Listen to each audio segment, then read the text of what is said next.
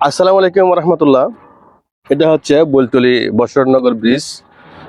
এটা সন্ধানের সাতকানিয়া যোগাযোগের প্রধান এবং গুরুত্বপূর্ণ মাধ্যম।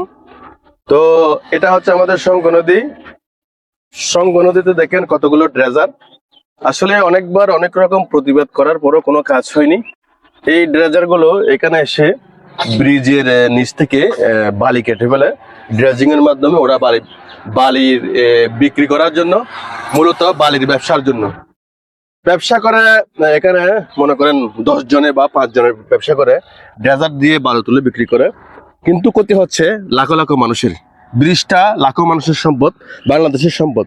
এটা যোগাযোগের সুন্দর সাতকানিয়া যোগাযোগ এবং ঐতিহ্যবাহী কোদারহাটের যাওয়ার অন্যতম একটা গুরুত্বপূর্ণ মাধ্যম।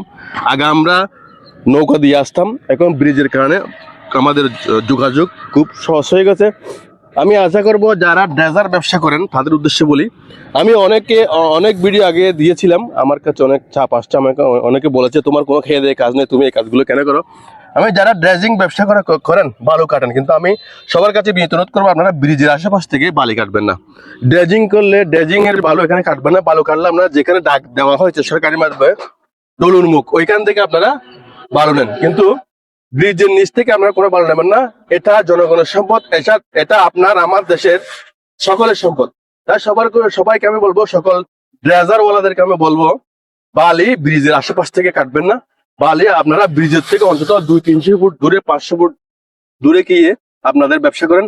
আমি দেশের মানুষ, দেশের ভাই বোনেরা সবাইকে বলবো, 5 জনের সুবিধার জন্য, 5 জনের লাভের জন্য কোটি কোটি কোটি কোটি মানুষের ক্ষতি আপনারা করবেন না।